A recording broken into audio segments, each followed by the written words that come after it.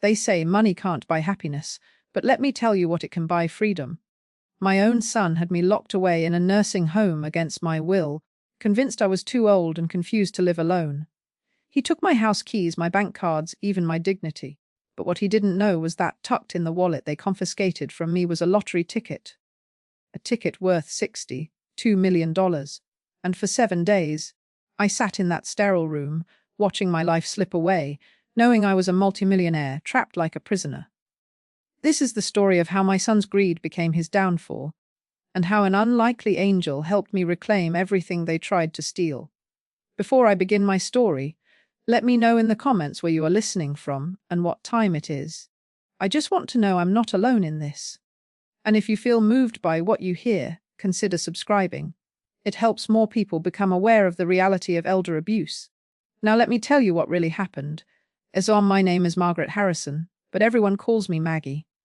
I'm 72 years old, and up until 3 weeks ago, I lived a perfectly independent life in the same house my husband Robert and I bought 43 years ago. I was a librarian for 4 decades, and I've always believed in order, truth, and standing up for what's right. Robert passed away 2 years ago from a heart attack, and I've been managing just fine on my own. Sure, I have a limp from a hip surgery 5 years back, but I get around. I drive to the grocery store, I tend my garden, I have my book club every Thursday. But my son Richard didn't see it that way. It started about 6 months ago. Richard and his wife Jessica began visiting more often, which should have made me happy. After Robert died, Richard had been distant, caught up in his own life and business ventures. But suddenly, there they were every Sunday, asking about my finances, suggesting I should simplify my life, hinting that the house was too much for me to handle. "Mom, you're not getting any younger," Richard would say, his voice dripping with concern that felt rehearsed. "What if you fall and no one's here? What if something happens?" "I have a medical alert button," I'd remind him, "and Mrs. Chen next door checks on me every day." Jessica would jump in then, her smile tight. "But wouldn't it be easier to be somewhere with staff? People trained to help you. You could make friends, do activities." What they meant was, "We want your house." I learned from Mrs. Chen that they'd been making inquiries about my property value. The real estate market in our neighborhood had boomed, and my modest 3-bedroom home on a quiet street was now worth close to $800,000. Richard's construction business had failed 2 years ago, leaving them drowning in debt. I'd helped them once with $20,000, money they never paid back. But apparently, that wasn't enough. The Saturday before everything fell apart was ordinary and perfect. I drove to the farmer's market, bought fresh tomatoes and basil for my dinner. On the way home, I stopped at Morton's Gas and Convenience, like I did every Saturday. Robert and I had always bought lottery tickets together. $2 a week for the Mega Millions drawing. It was our little ritual, our small rebellion against the odds. After he died, I kept doing it. It made me feel connected to him somehow. The young man behind the counter, Danny, knew my usual order. 2 Mega Millions for Saturday night, Mrs. Harrison. "That's right, Danny. 1 for me, 1 for Robert." He smiled kindly. He'd heard me say this 100 times. Good luck. I tucked both tickets in my wallet, in the zippered coin pouch where I always kept them safe. I drove home, made my tomato sauce, watched some television, and went to bed. Just another Saturday. Sunday morning, Richard called. "Mom, Jessica and I are coming over. We need to talk." Something in his tone made my stomach tighten. "About what?" "We'll discuss it when we get there." They arrived at noon with 2 strangers. A man in his 50s wearing a polo shirt and khakis, carrying a clipboard, and a woman in a nurse's uniform. My heart started pounding before they even got out of the car. "Richard, what's going on?" I asked as they walked up my driveway. "Mom, this is Dr. Brennan and Nurse Phillips. We've arranged for you to get an evaluation. We're all very worried about you." "Worried? I'm fine. I don't need an evaluation." Dr. Brennan stepped forward, his voice gentle but firm. "Mrs. Harrison, your son has expressed concerns about your ability to live independently. We're here to ensure you're safe. May we come inside?" I wanted to slam the door. I wanted to call the police. But I was raised to be polite, to trust authority figures. And there was a small, terrible part of me that wondered if they were right. Was I fooling myself? Was I becoming a burden? I let them in. What followed was an hour of questions that felt designed to trap me. Dr. Brennan asked me the date. I knew it. The president's name. I knew it. He asked me to count backward from 100 by sevens. I stumbled at 86, my mind fuzzy from the stress and confusion. He asked me about my medications. I told him I took a blood pressure pill and a vitamin D supplement. What are the dosages? He pressed. The blood pressure one is small and white. 10 milligrams, I think. He wrote something on his clipboard. I saw Richard and Jessica exchange glances. Then the questions got personal and invasive. Had I been forgetting to pay bills? No. Had I left the stove on? No. Had I gotten lost driving? Never. Did I ever feel confused or disoriented? Only right now, I said, my voice shaking. Because I don't understand why my son thinks I need this. Brennan conferred quietly with Richard in the hallway. Through the doorway I heard fragments, diminished capacity, safety concerns, temporary placement. When they came back, Richard wouldn't meet my eyes. Mom, Dr. Brennan thinks it would be best if you spent some time at Shady Pines Nursing and Rehabilitation Center. Just for a little while, until we can make sure you're okay. I'm not going anywhere, I said, standing up. This is my home. Mom, it's for your own good. Get out. All of you? Get out of my house. Jessica's mask finally slipped. It's not going to be your house much longer if you can't take care of yourself. The truth, naked and ugly, hung in the air. Brennan pulled out more papers. Mrs. Harrison, under the state's emergency mental health statute. I can authorize a 72-hour involuntary hold for evaluation if I believe you pose a danger to yourself. Your son has documented incidents, documented lies. A neighbor reported you wandering in your nightgown last month. I was getting my newspaper in my bathrobe. But it didn't matter. The system was a machine and I was being fed into it. Within 2 hours, I was in the back of a transport van. My protests dismissed as agitation and confusion. They let me pack a small bag, some clothes, my toiletries. Jessica went through my purse, taking my house keys, my car keys, my credit cards. For safekeeping, she said. She left me my wallet with $17 cash and my ID. She didn't look inside the zippered coin pouch. She didn't see the 2 lottery tickets tucked in there, next to a picture of Robert. As the van pulled away from my house, I watched Richard and Jessica standing in my driveway, already discussing something. Probably how quickly they could list the property. I didn't cry. I was too shocked, too numb. But as the van turned the corner and my home disappeared from view, I made myself a promise I would find a way out of this. I wasn't confused. I wasn't incompetent. And I wasn't going to let them steal my life. I just didn't know yet that I had 62 million reasons to fight back. Shady Pines Nursing and Rehabilitation Center was not the warm, caring place the brochures promised. It was a warehouse for the elderly, a place where people were stored rather than cared for. The building smelled of industrial cleaner, trying to mask other, less pleasant odors. The fluorescent lights hummed constantly, giving everyone a sickly pallor. They put me in a semi-private room with a woman named Doris who hadn't spoken a current sentence in 3 years. A curtain divided our space. My side had a narrow bed, a small closet, 1 plastic chair, and a window that looked out onto the parking lot. This was my world now. The first night I didn't sleep. I lay in that unfamiliar bed, listening to Doris's labored breathing, staring at the ceiling tiles, and trying to understand how my life had been stolen so quickly. I thought about calling someone. But who? My few close friends were elderly themselves, and my brother lived in Arizona with his own health problems. Richard had been my emergency contact for everything. I'd trusted him with my life. That trust had been my biggest mistake. Monday morning began with what they called orientation. A tired-looking administrator named Mr. Kovac explained the rules. Breakfast at 7, lunch at noon, dinner at 5, medication distribution at 8, 2 and 8, visiting hours from 1 to 4 on weekdays. No leaving the facility without authorization. No phone calls without staff approval. I'm not a prisoner, I said. I have rights, Mr. Kovac gave me a pitying smile. Mrs. Harrison, you're here for evaluation under a medical hold. Once the doctors clear you, you can discuss discharge plans with your family. My family put me here against my will. I understand this is difficult. Many residents feel confused at first. Give it time. Confused. There was that word again, wielded like a weapon to dismiss everything I said. The days blurred together in a monotonous routine. I was given medication I didn't need. They said it was for anxiety, but it made me foggy and tired. I tried to refuse it, but they noted my non-compliance in my chart, which apparently proved I wasn't thinking clearly. It was a perfect trap. Cooperate and accept your imprisonment, or resist and prove you need to be imprisoned. I met other residents. Some were legitimately in need of full-time care, their minds lost to dementia or their bodies ravaged by strokes. But others, like me, seemed to be there for convenience. There was Harold, 81, whose daughter needed money and sold his house. There was Patricia, 75, who'd had a minor car accident and whose son decided she shouldn't drive anymore, or live alone, or make her own decisions. They take everything from you piece by piece. Patricia told me on my third day, as we sat in the common room, first your car keys, then your house, then your dignity. And you can't fight it because the system believes them, not us. There has to be a way, I said. She shook her head. Only if you have money for lawyers.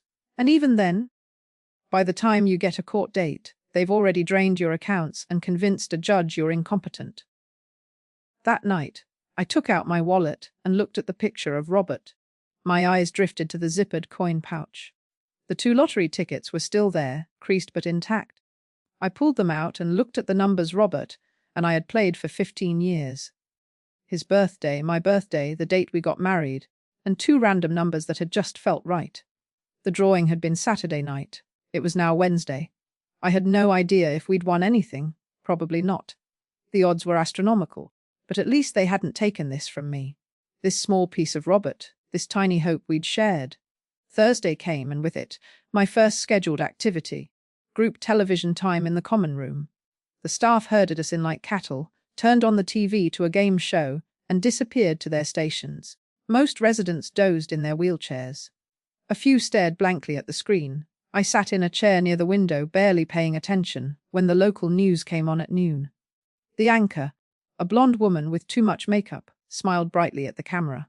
And now for an update on Saturday's record-breaking Mega Millions jackpot. The winning ticket, worth an estimated $62 million, was sold right here in our area at Morton's Gas and Convenience on Maple Street. The winning numbers, once again, are 4, 15, 20, 30, 742 and Mega Ball 14. My heart stopped. 4. Robert's birth month. 15. My birth month. 23. The day we married. 37. The year we married. 1987. 42. Random, but it had been Robert's favorite number. 14. Another random choice. Our numbers. The numbers we'd played for 15 years. With shaking hands, I pulled the lottery tickets from my wallet. The first one, Robert's ticket, had different numbers. But the second ticket, my ticket, had our numbers printed in neat rows. 4, 15, 23, 37, 42, Mega Ball 14. I read them again and again. I looked back at the TV where the numbers were still displayed on the screen. They matched. Perfectly. I had won $62 million, and I was locked in a nursing home. My first instinct was to scream, to run to the nurse's station and tell everyone. But something stopped me. Maybe it was the years of reading mystery novels, or maybe it was the hard lesson I'd learned over the past 4 days: trust no one. If Richard found out I'd won the lottery, he'd find a way to take it. He was already trying to become my legal guardian. I'd overheard staff talking about paperwork he'd filed. If he controlled my finances, he'd control the ticket. He'd control everything. I needed help. But from who? That's when I noticed her, a young woman in nurse's scrubs, standing by the doorway watching me. She had kind eyes and dark hair pulled back in a ponytail. Her name tag read, Elena Rodriguez, CNA. She'd been the only staff member who treated me like a person instead of a problem. She always knocked before entering my room. She asked how I was feeling instead of telling me how I should feel. She called me Mrs. Harrison, not Sweetie. Or our eyes met across the room. She must have seen something in my face, shock, fear, hope, because she walked over. Mrs. Harrison, are you all right? You look pale. I clutched the lottery ticket in my fist. I need to talk to someone I can trust. Elena glanced around, then knelt beside my chair so we were at eye level. What's wrong? I made a decision in that moment that would change both our lives. I leaned close and whispered, I need your help. And I promise, if you help me. She looked confused, but she didn't dismiss me. What do you need? Not here, I said. Too many ears. Can you come to my room during your break? Elena hesitated, clearly uncertain. But then she nodded. I have 15 minutes at 2 o'clock. Thank you, I said, and I meant it with every fiber of my being. The next 2 hours were the longest of my life. I sat through lunch, barely tasting the overcooked chicken and instant mashed potatoes. I smiled blandly when other residents tried to talk to me. I shuffled back to my room and waited, the lottery ticket burning like fire in my pocket. At 2 o'clock exactly, there was a soft knock on my door. Come in, I said. Elena slipped inside, closing the door behind her. I only have a few minutes. What's this about? I pulled out the lottery ticket and handed it to her. Look at the numbers on this ticket.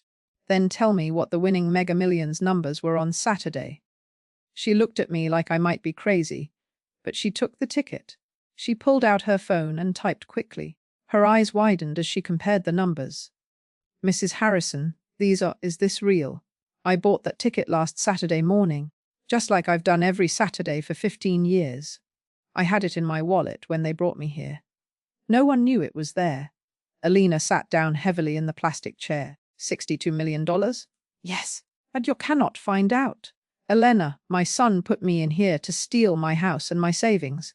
If he finds out about this ticket, he'll find a way to take it. He's filing for guardianship. Once he controls my finances, I'm finished. She looked at the ticket, then at me. What do you need me to do? I need to get out of here. I need to claim that ticket before the deadline. I need to prove I'm competent. And I need to do it all before Richard realizes what's happening. Mrs. Harrison, I'm just a nursing assistant. I can't just let you walk out. I know. I'm not asking you to break rules. I'm asking you to help me work within them. You've been kind to me. You see me as a person. I'm hoping you'll see that I'm not confused or incompetent. I was put here by a greedy son who wants to steal from me. And now I have the means to fight back. If I can just get free. Alina was quiet for a long moment. Then she said, my daughter needs braces. My son wants to go to college. I work 2 jobs just to keep us fed and housed. I will pay for your children's education. All of it. I will make sure you never have to work 2 jobs again. I'm not saying this to bribe you. I'm saying it because if you help me, I'll have the resources to help you. Good people should be rewarded, Elena. And you're a good person. Tears welled in her eyes. What do we do? I took her hand. We make a plan. A careful, smart plan. And we don't make a move until we're ready. For the first time since Sunday, I felt hope. Over the next 3 days, Elena and I worked in secret. She would come to my room during her breaks, or we'd have whispered conversations while she helped me to meals. We had to be careful. Surveillance cameras were everywhere, and gossiping staff could derail everything. The first thing Elena did was research lottery claims on her phone. What we learned was both encouraging and terrifying. You have 180 days from the drawing to claim the prize, Elena told me during one of our sessions. That gives us time. But Mrs. Harrison, you can't just walk in and claim it. You need identification, the ticket obviously, and you have to appear in person at the state lottery office. Can someone claim it for me? Only with a power of attorney. And if your son gets guardianship, he'd have that power. My stomach clenched. How long does guardianship take? I asked one of the social workers casually. She said emergency guardianship can be granted in as little as 2 weeks if there's evidence of incapacity. Regular guardianship takes longer, maybe 2 months. Richard filed the papers on Sunday. That was almost a week ago. Elena squeezed my hand. Then we need to move fast. But we have to be smart. If you just disappear, they'll call it an escape, maybe even call the police. We need to get you released properly, with documentation that you're competent. How do we do that? You need an independent psychiatric evaluation. The one Dr. Brennan did was clearly biased. Your son probably paid him. But if you can get a real doctor to evaluate you and say you're fine, you can challenge the hold. I don't have access to a phone to call a doctor. I don't have my credit cards to pay one. Alina bit her lip. What if I made some calls for you? I could find a psychiatrist who does independent evaluations. You could pay them back once you claim the ticket. Elena, that's risky for you. If anyone found out. Mrs. Harrison, you're offering to change my family's life. I think I can make a few phone calls. I felt tears prick my eyes. Thank you. That night, Alina went home and started researching. The next day, she came to my room with news. I found someone. Dr. Sarah Chen. She's a psychiatrist who specializes in elder rights and competency evaluations. She does independent assessments for legal cases. I called her office and explained the situation. Not about the lottery, just that you were involuntarily committed and you believe it was done for financial reasons. What did she say? She was very interested. Apparently, she's seen this kind of thing before. Families using the system to control elderly relatives for financial gain. She said she could do an evaluation, but it would cost $1,500 and you'd need to come to her office. $1,500. I had $17 in cash. How would I even get to her office? One problem at a time. First, we need to figure out how to get you permission to leave the facility. Over the next 2 days, we formulated our plan. Elena discovered that residents could request temporary leave for medical appointments if approved by the facility doctor, and if they had appropriate transportation and supervision. The trick would be convincing Dr. Patel, the facility's medical director, that I needed an outside appointment. What if you developed symptoms? Elena suggested. Something that seems serious enough to warrant a specialist, but not so serious they'd send you to the emergency room. Like what? What if you started having severe headaches, dizziness, vision problems? Those could indicate a neurological issue. Dr. Patel would want you to see a neurologist. I understood what she was suggesting. You want me to fake symptoms. I want you to report symptoms that require a specialist. Dr. Chen is a medical doctor, a psychiatrist. We could say you're seeing her for the neurological issues, but once you're there, she can also do the competency evaluation. It felt wrong to lie. But then I thought about Richard and Jessica, who had lied about me being incompetent, who had fabricated stories to justify locking me away. Sometimes you have to fight fire with fire. Okay, I said. Let's do it. The next morning, I told the nurse during medication rounds that I had a terrible headache and felt dizzy. She made a note but didn't seem concerned. At lunch, I mentioned it again. By dinner, when I said my vision was blurry and I felt disoriented, they finally took notice. Dr. Patel came to examine me that evening. He was a thin man with wire-rimmed glasses who always seemed rushed. Mrs. Harrison, tell me about these headaches. They started yesterday. Behind my eyes, very sharp. And I feel dizzy when I stand up. Earlier today, my vision went blurry for a few minutes. He checked my blood pressure, looked in my eyes with a light, asked me to follow his finger.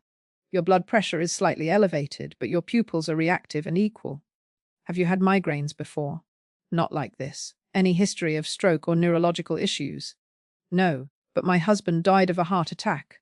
I'm worried it could be something serious. Dr. Patel frowned. I'd like to monitor you for another day. If the symptoms continue, we may need to send you for imaging and a neurological consult. Perfect. I continued reporting symptoms, carefully, not overdoing it. Elena coached me on what to say. By Wednesday, Patel agreed to refer me to a neurologist. Do you have a preference for which doctor? He asked. Preparing the referral, my heart raced. This was the moment. Actually, a friend recommended Dr. Sarah Chen. She's supposed to be excellent. Dr. Patel typed on his computer. Dr. Chen is a psychiatrist, not a neurologist. Oh, I must have been confused. My friend said she deals with neurological symptoms related to stress and anxiety. Could those be causing my headaches? He considered this. Possibly. Stress can certainly manifest physically, especially given your recent life changes. Dr. Chen is well regarded. I can make the referral to her if you'd like. Yes. Please, he made the appointment for Friday afternoon. Elena would be working that day, and she volunteered to transport me. Staff members could accompany residents to appointments if needed, especially if it was someone the resident trusted. Everything was falling into place, but on Thursday morning, Richard came to visit. I was in the common room when he walked in, Jessica beside him. My son looked tired, older than his 45 years. Jessica wore designer sunglasses pushed up on her head and carried an expensive purse I knew they couldn't afford. Mom, Richard said, sitting down across from me. How are you feeling? Like a prisoner, he sighed. You're not a prisoner. You're getting the help you need. I don't need help. I need my freedom. Jessica leaned forward. Margaret, we're doing this because we love you.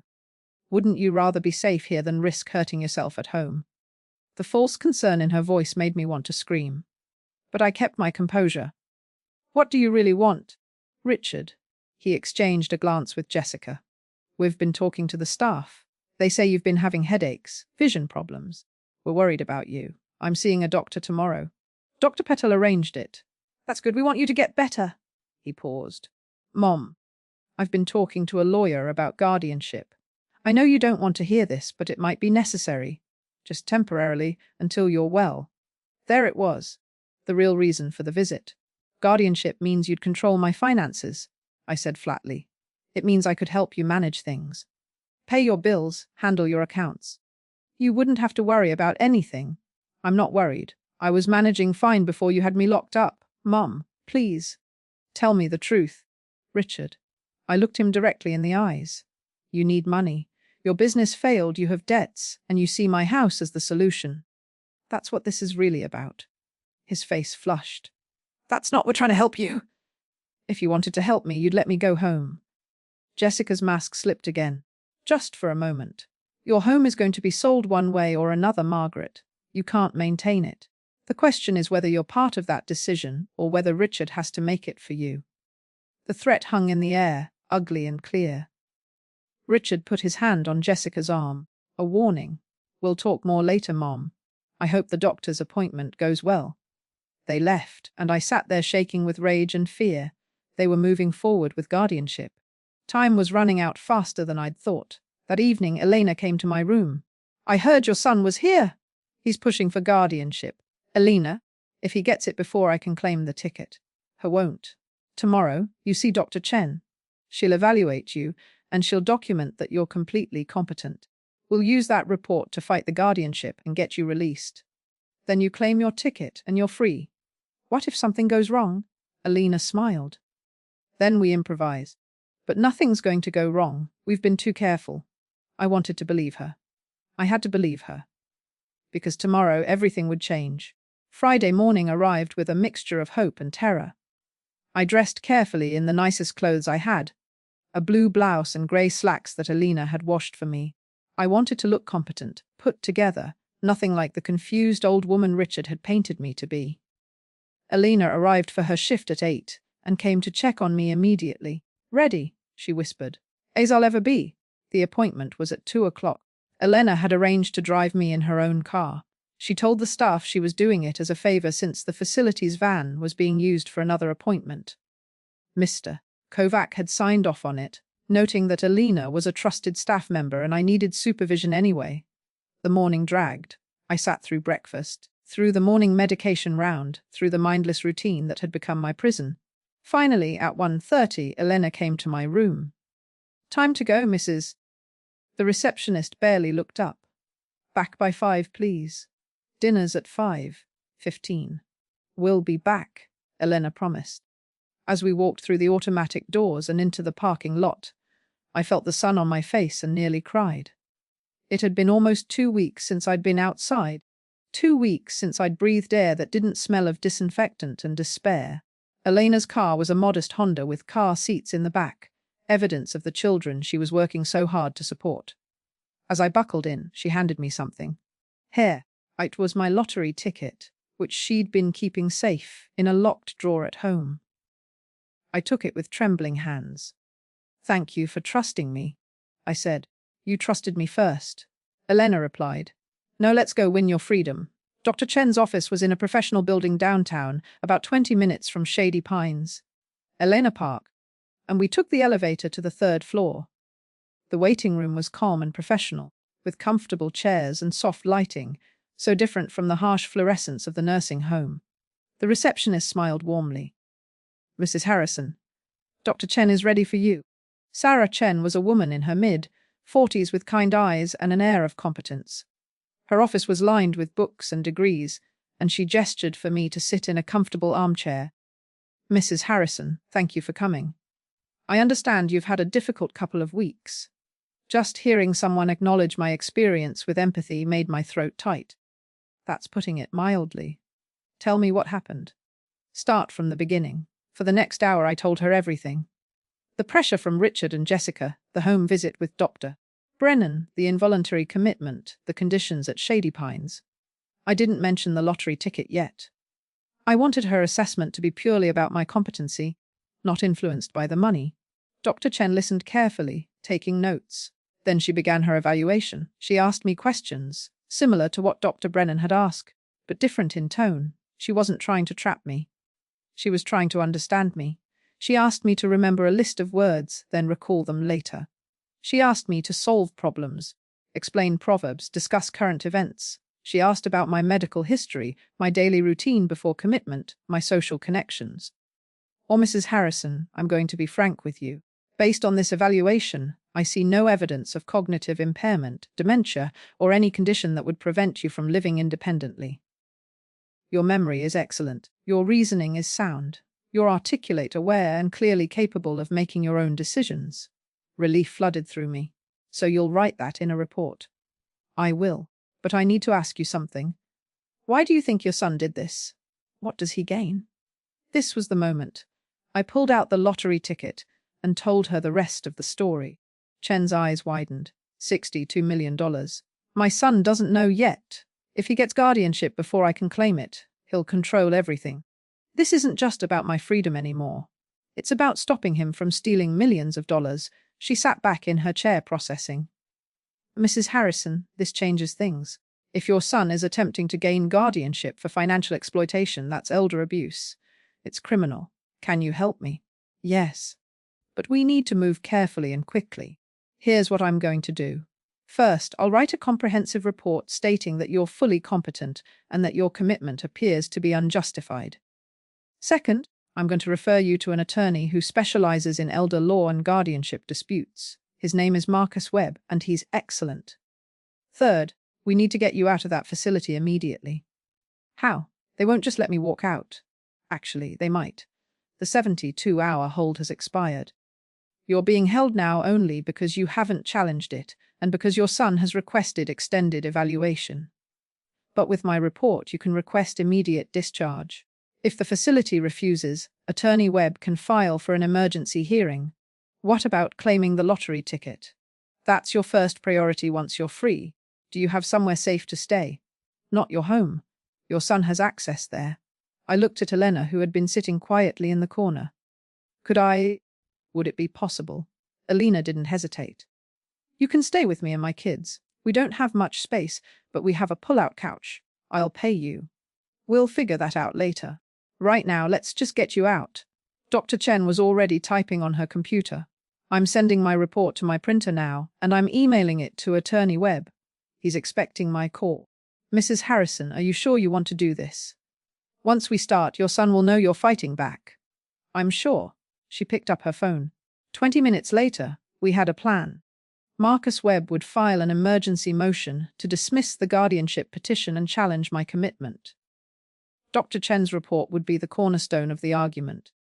Webb advised that I should claim my lottery ticket as soon as possible.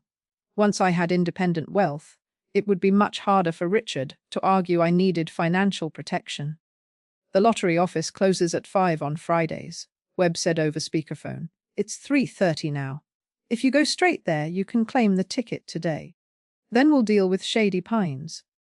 What if they report me as missing? I asked. You're not missing. You're a competent adult exercising your legal right to freedom. If they call the police, we'll handle it. Elena and I left Dr. Chen's office with copies of the report and a new sense of purpose. In the car, Elena pulled up directions to the state lottery office. It's 40 minutes from here, she said. We can make it. What about your shift? Won't you get in trouble? Mrs. Harrison, you're about to win $62 million. I think I can risk one shift. We drove in tense silence, both watching the clock. Traffic was heavy, and every red light felt like an eternity. Finally, at 4:35, we pulled into the parking lot of the lottery headquarters. The building was modern and official-looking. Inside, a receptionist sat behind a glass partition. I'm here to claim a winning ticket. I said, my voice steadier than I felt. She looked up with polite interest. Congratulations. Do you have the ticket and your identification? I placed both on the counter. She examined them, then her eyes widened slightly.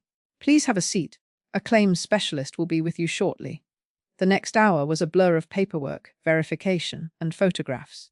They checked the ticket 6 different ways to confirm it was legitimate and unaltered. They took my information, explained my payout options, lump sum or annuity. I chose the lump sum. $37 million after taxes paid within 2 weeks. Mrs. Harrison, the claims specialist said, shaking my hand. Congratulations. You're now a multimillionaire. I should have felt elated. Instead, I felt exhausted and wary. The hardest part was still ahead. We left the lottery office at 5:40. Elena's phone had 7 missed calls from Shady Pines. "They know we're not coming back on time," she said. "Let's call Attorney Webb." Webb answered immediately. "Mrs. Harrison, how did it go?"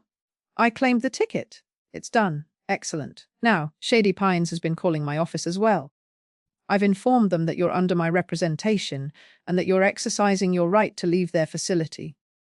They're not happy, but legally, they can't force you to return. The hold has expired, and with Dr. Chen's report, they have no grounds to keep you." "What about Richard?"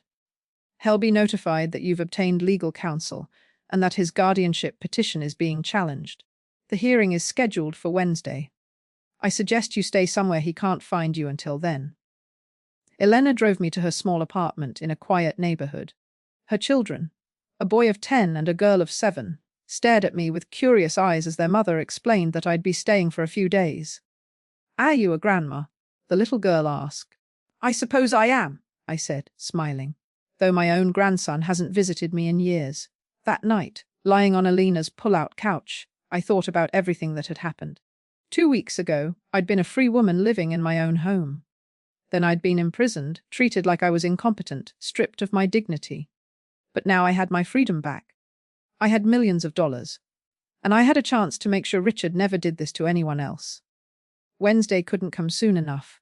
The weekend passed in a strange limbo. I stayed at Elena's apartment, sleeping on the pull-out couch, playing board games with her children, and trying not to think about what was coming. Marcus Webb called several times with updates.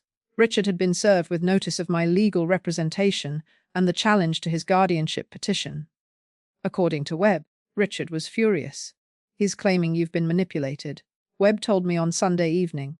"He says you're vulnerable and that someone has taken advantage of you." "Let me guess. He thinks Elena manipulated me?" "Exactly. He's painting her as an opportunist who saw a chance to exploit a confused elderly woman. He's demanding an investigation." My blood boiled. Elena saved me. She's the only person who treated me with respect and dignity. "I know, and we'll make that clear at the hearing. Mrs. Harrison, I need to prepare you for what's going to happen on Wednesday. Your son will likely be there with his own attorney. They're going to try to paint a picture you as incompetent, easily influenced and in need of protection. We need to counter that with facts, documentation, and your own testimony. What do I need to do? Be yourself. Answer questions clearly and calmly. Don't let them provoke you into anger. That's what they want. They want to see an unstable woman. Show them the intelligent, capable person you are." Monday morning, Webb called with more news. "Richard has filed a motion claiming that your lottery winnings should be frozen pending the guardianship hearing. He's arguing that you're not competent to manage such a large sum."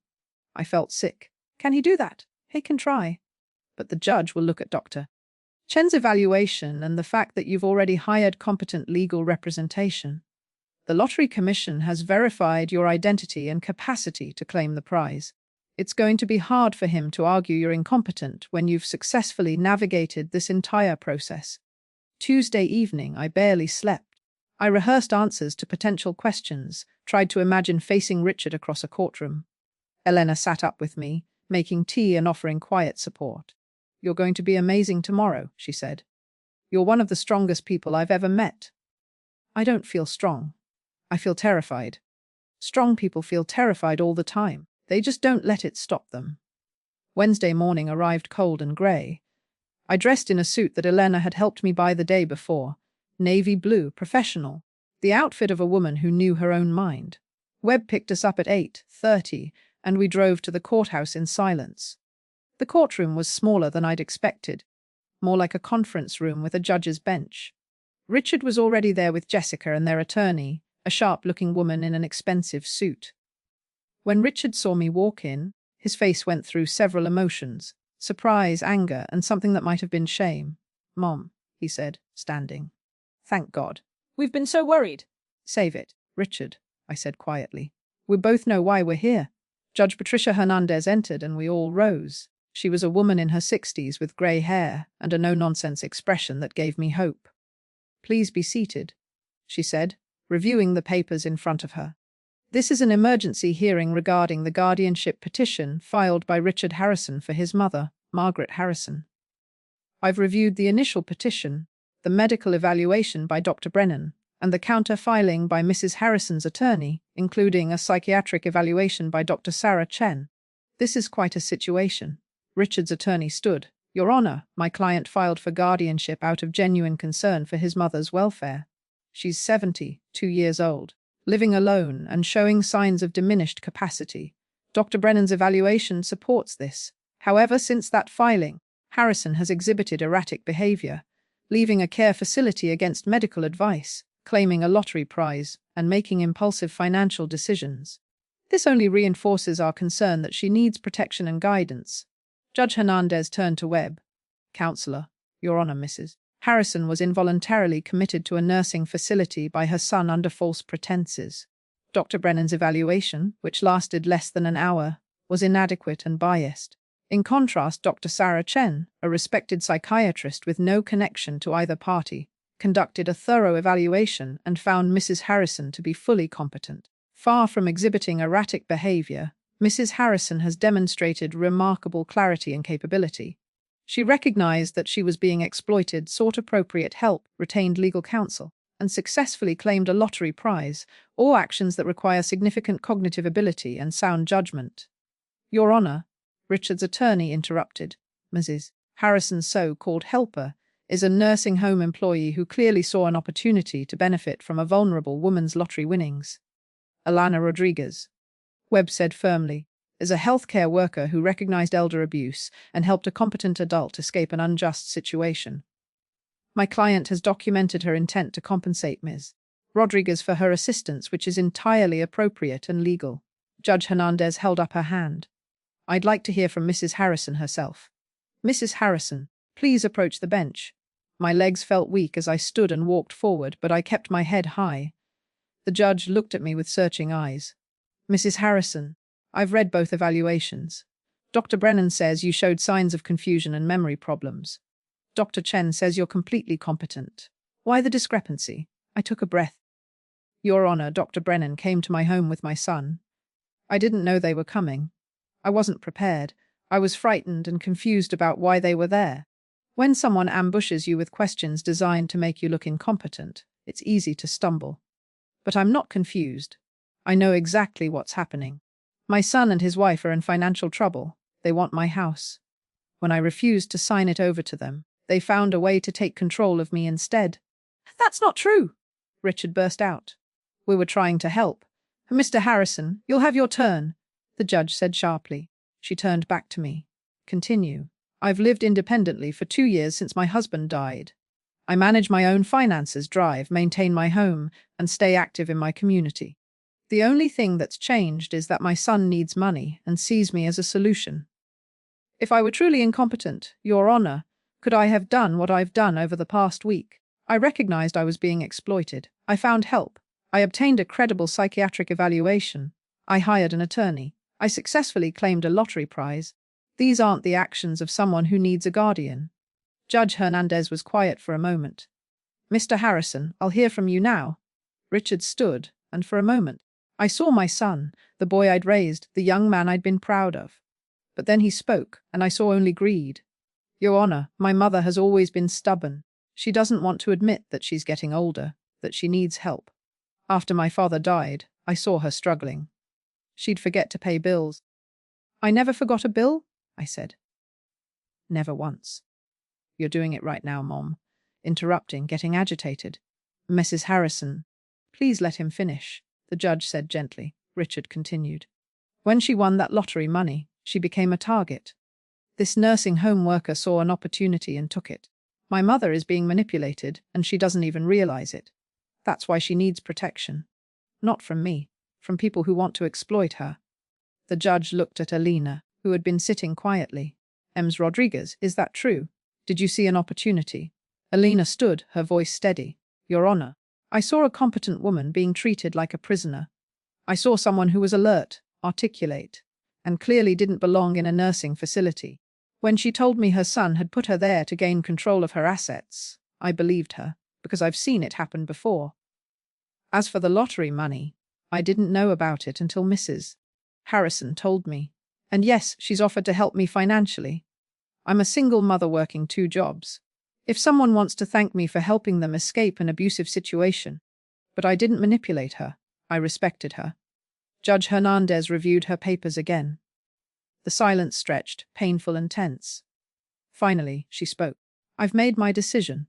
Based on Dr. Chen's thorough evaluation, Mrs. Harrison's clearly demonstrated capacity throughout these proceedings, and the lack of any substantial evidence of incompetence, I am denying the guardianship petition. Mrs. Harrison is free to manage her own affairs. However, I am ordering a welfare check by Adult Protective Services to ensure Mrs. Harrison has appropriate support systems in place. This court is adjourned. The gavel came down. I felt Elena's hand on my shoulder, steadying me. Webb was smiling. Across the room, Richard sat with his head in his hands, while Jessica stared at me with undisguised hatred. As we left the courtroom, Richard caught up with me in the hallway. Mom, please, can we talk? I turned to face him. What's left to say, Richard? I'm sorry, we were desperate. The debt. I made a terrible mistake. You didn't make a mistake, you made a choice. You chose to betray your mother for money you didn't earn. What are you going to do? I looked at my son.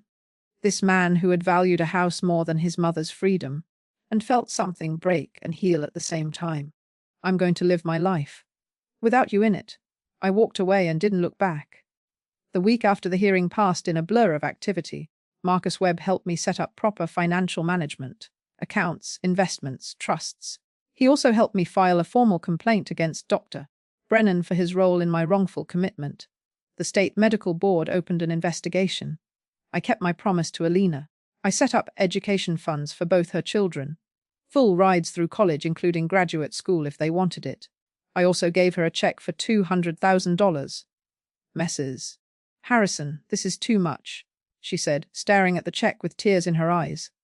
It's not nearly enough for what you did for me. You gave me back my life, Elena.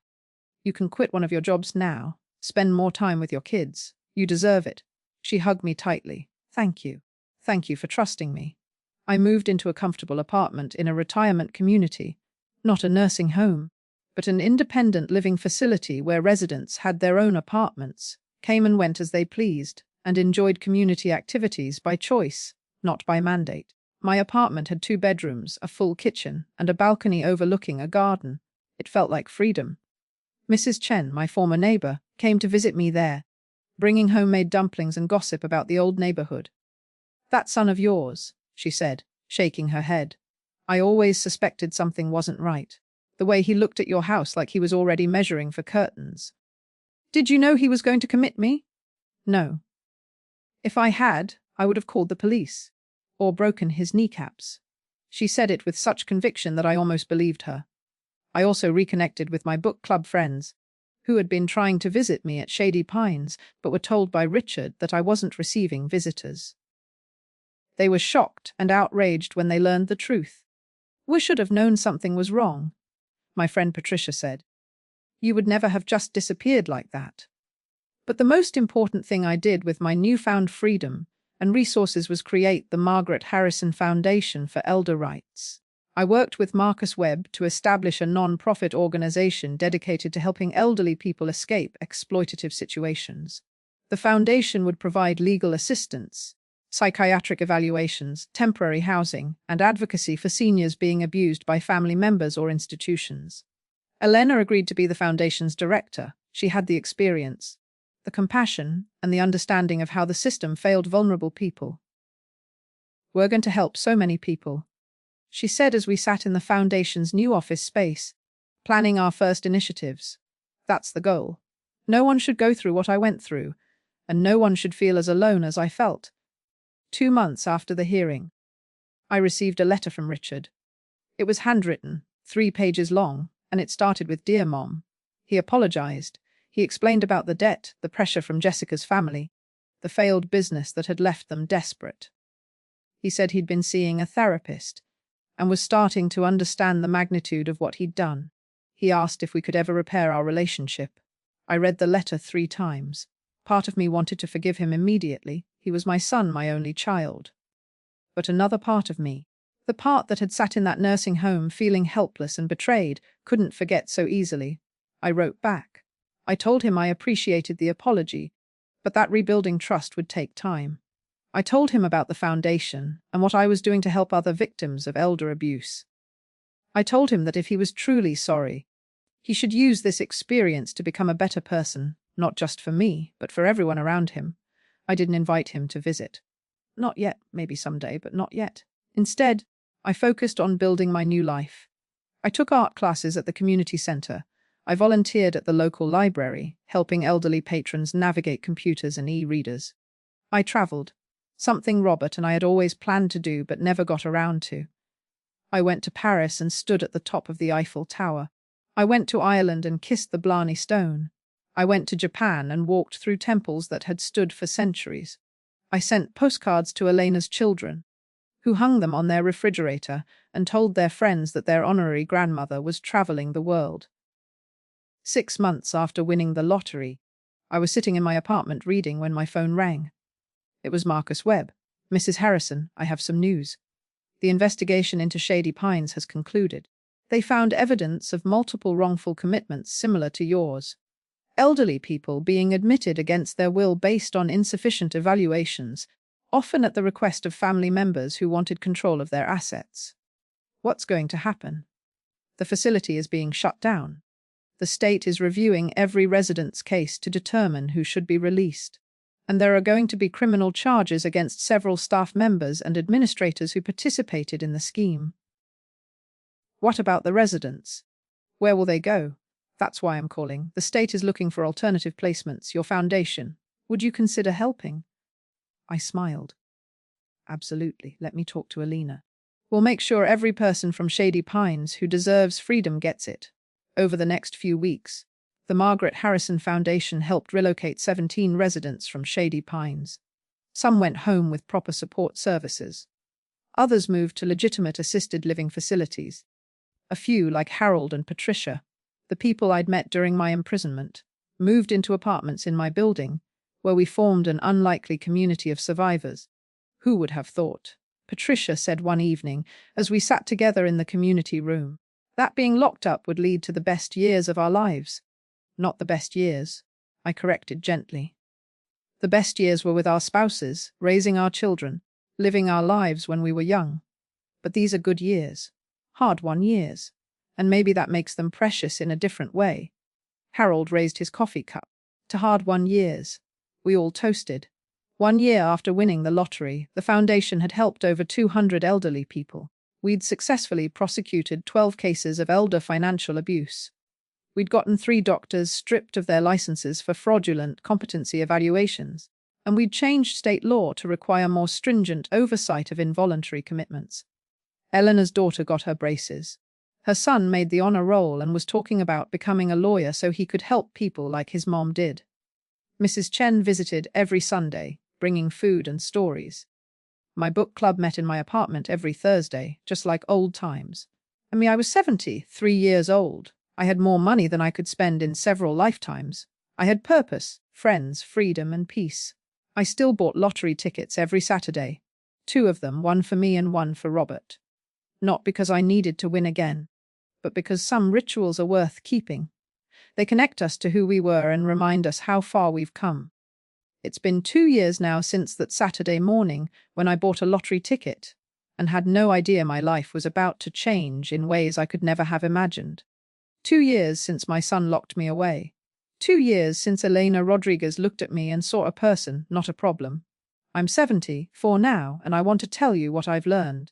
Money didn't save me. Don't misunderstand. The $62 million gave me resources, power, and the ability to fight back in ways most people can't. It let me hire the best lawyers, create a foundation, and help hundreds of others. But the money didn't set me free. Elena set me free. She did it before she knew about the lottery ticket, before she knew there was anything in it for her. She did it because it was right, and I set myself free by refusing to accept what they tried to make me believe about myself. That's the insidious thing about elder abuse. It doesn't just trap your body. It tries to trap your mind. It tells you you're confused, incompetent, a burden. It makes you doubt your own reality. The hardest part wasn't being locked in that nursing home. The hardest part was the moment when I wondered if Richard was right. If maybe I was becoming a problem. If maybe I did need someone to take care of me. That's what they count on. Your own doubt, your own fear of becoming what society says old people become. But here's what I know now: aging doesn't make you incompetent. It doesn't make you less valuable. It doesn't give anyone the right to steal your autonomy, your dignity, or your life. Last month, Richard asked to meet me for coffee. It had been 2 years of occasional letters, of small steps toward reconciliation. His therapist thought it would be good. My therapist agreed, with the caveat that I should only do it if I felt ready. I met him at a cafe near my apartment. He looked older, thinner. He'd separated from Jessica. Apparently. When the money disappeared, so did she. "Mom," he said, and his voice cracked. "I don't expect you to forgive me. I don't know if I can forgive myself." "Then why are we here?" I asked, not unkindly. And I destroyed that. And I want you to know that I understand now what I did. Not just to you, but to myself.